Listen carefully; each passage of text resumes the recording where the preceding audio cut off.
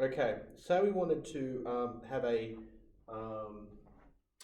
mechanical advantage, and they sometimes talk about mechanical advantage as, or expressing a mechanical advantage in a gear system. So we wanted a mechanical advantage of 10. You'll sometimes express that in a gear ratio of 10 to 1.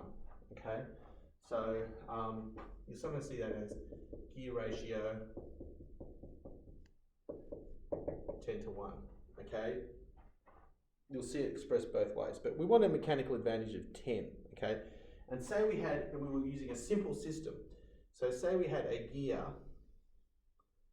with a driven gear, so this is our drive,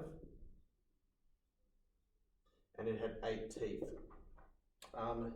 We know that driven over drive is what gives us our mechanical advantage. So we would need a gear here that was 10 times 8. So we need a gear here, a really big gear, okay? And this is our driven. That was 80 teeth. Now, that's going to be a really, really big gear. So if we want to get gear ratios that are quite extreme, a simple system like this, or gear train, is not the ideal way of doing it. We want to create a gearbox or a gear assembly that's a lot smaller. There's got to be a way around this situation where we need this massive gear.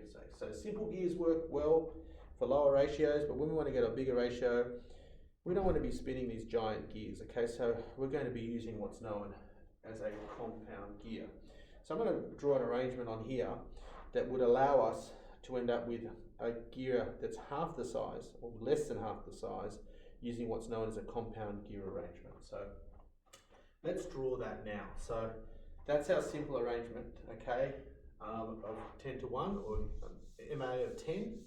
Let's see if we can make it simple using a compound gear system. You've probably seen them, and certainly if you've looked at those videos on exchange and simple mechanisms, you'll have seen how a compound arrangement works. So we're going to get our driven gear, okay, and it's going to be spinning this way, and it's 8 teeth, okay. And then what I'm going to do with that 8 teeth is I am going to spin another gear here. This may or may not be the simplest arrangement, but I'm going to try and show how a simple arrangement works. And on this gear here, we also have another gear sitting on top of it. So this is the larger gear is going to be, this one here is going to be 16 teeth, this one here. And then sandwiched on top of it, on the front of it, there's going to be a smaller gear. So the 8 teeth is driving this 16 teeth gear, and then we've got another gear sitting on here, on top of it, sandwiched on top. Okay, that's why it's called a compound gear. And that gear is going to be on the same axle, and it's going to have 7 teeth, okay? So this one's going to be going this way. And then that gear that's sandwiched here is going to drive, I'm going to change this here so that it's 16 teeth over here, okay? And then that gear drives another gear. It's going to be bigger again. So this gear is behind, okay? So I'll do dotted lines to show that it's behind.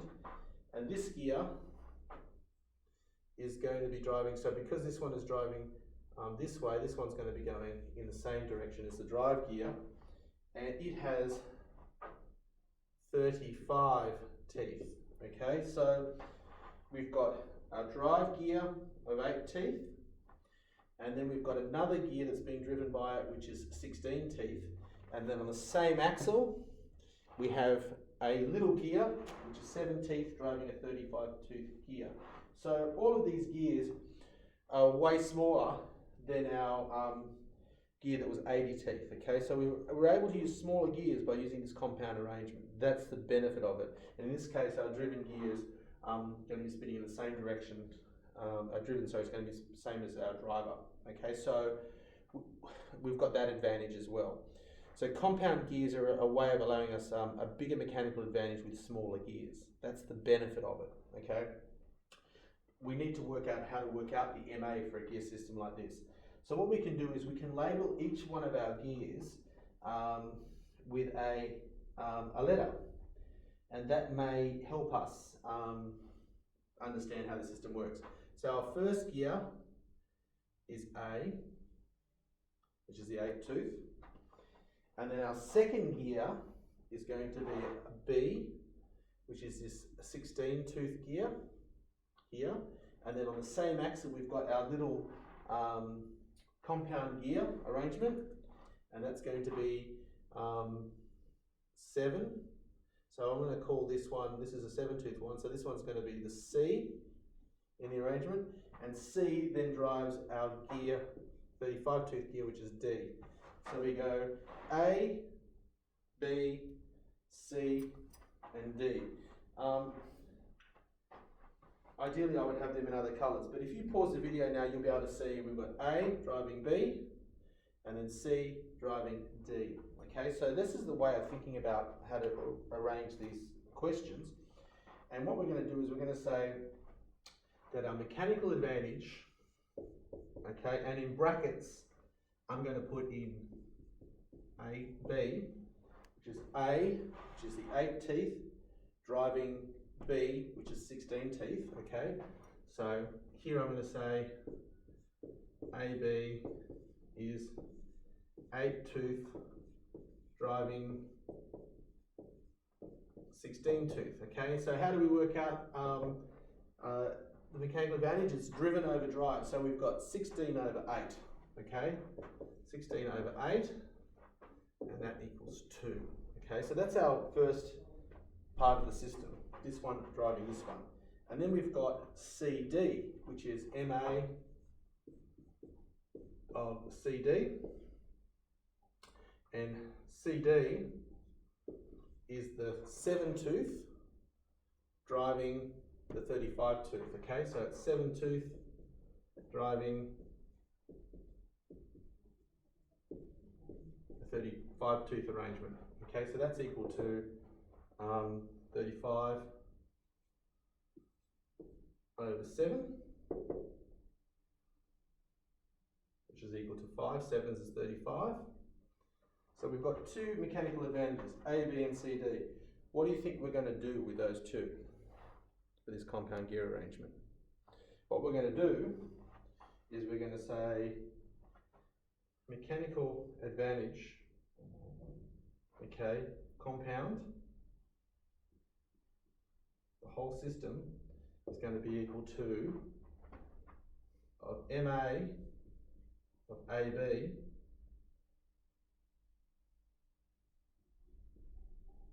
times MA of CD, which equals 2 times 5, which equals 10. Okay, so we've got ourselves to a mechanical advantage of 10 using a much smaller gear than in a simple arrangement.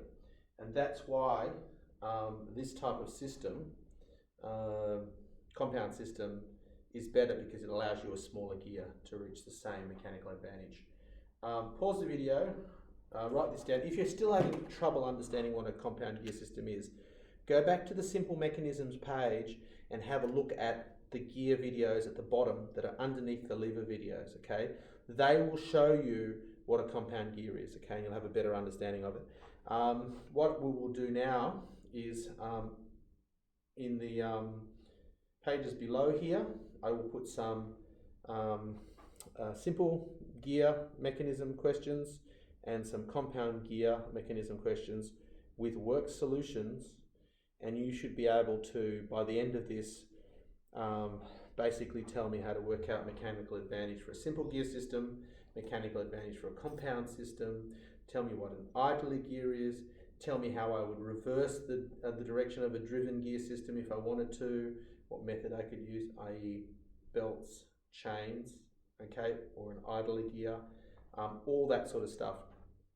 And the benefit, of course, of having this video is you can watch it over and over again until you get sick of the sound of my voice. Good luck with that. Any questions? See the classroom teacher.